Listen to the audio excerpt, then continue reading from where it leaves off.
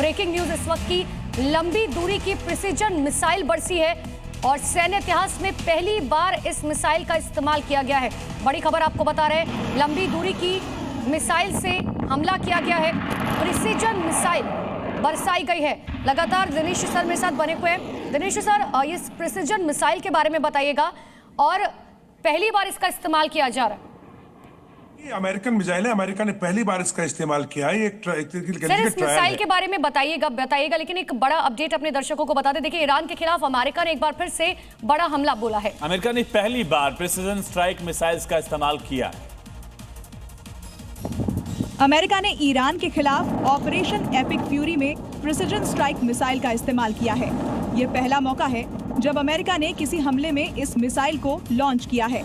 हालांकि अमेरिका ने आधिकारिक रूप से इसकी पुष्टि नहीं की है, लेकिन इसकी जानकारी सेंटकॉम फुटेज से हुई है। बता दें कि देर रात से ही अमेरिका और इजराइल ईरान पर ताबड़तोड़ बम बरसा रहा है। सबसे ज्यादा तबाही ईरान की राजधानी तेहरान में देखी गई, जहां एक साथ कई धमाकों, आग के गोलों और धुएं के गुब्बार से पूरा शहर दहल गया। तो प्रिसीजन मिसाइल के बारे में चर्चा हम कर रहे थे। दिनेश सर, इस मिसाइल के बारे में बताइएगा और इतिहास में पहली बार इसका इस्तेमाल किया गया है।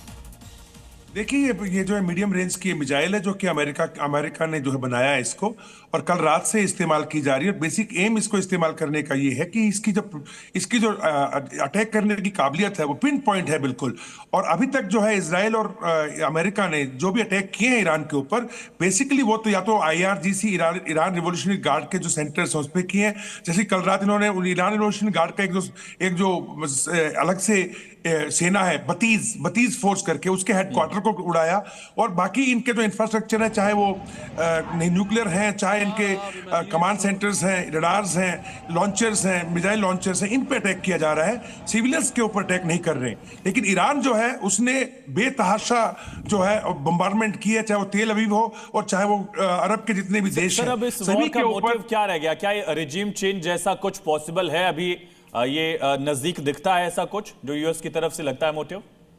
देखिए, नहीं, मैं नहीं समझता हूं कि रजीम चेंज का जो मोटिव पहले बता रहे थे डोनाल्ड ट्रंप, वो भी कोई मायने रखता है। क्योंकि देखिए, जैसे कि खबरें आ रही कि ईरान के अंदर जो सुप्रीम लीडर थे इनके खुमनई, उन्होंने अपने मरने से पहले हर कमांड के अंदर तीन लीडर्स जो आने वाले हैं, एक मरा तो दूसरा, दूसरा मरा तो तीसरा, कौन बनेगा, ये पूरी की पूरी चेन बना दी है। और इसी कारण क्या रह गया? फिर मोटिव क्या है जो इस कदर मिसाइल स्ट्राइक्स हम देख रहे हैं, एयर स्ट्राइक्स हम देख रहे हैं, इसका मोटिव क्या है? फिर देखो, पहली बात यह है कि जब स्टार्ट हुआ था युद्ध तो उसके 3 एम थे, जो मिलिट्री ऑब्जेक्टिव, पॉलिटिकल ऑब्जेक्टिव थे कि भी रिजीम चेंज करना, दूसरा जो न्यूक्लियर फैसिलिटी को बर्बाद करना, तीसरा जो इसके मिसाइल हैं उनको बिल्कुल कंट्रोल करना, उसकी रेंज और उसकी क्वांटिटी।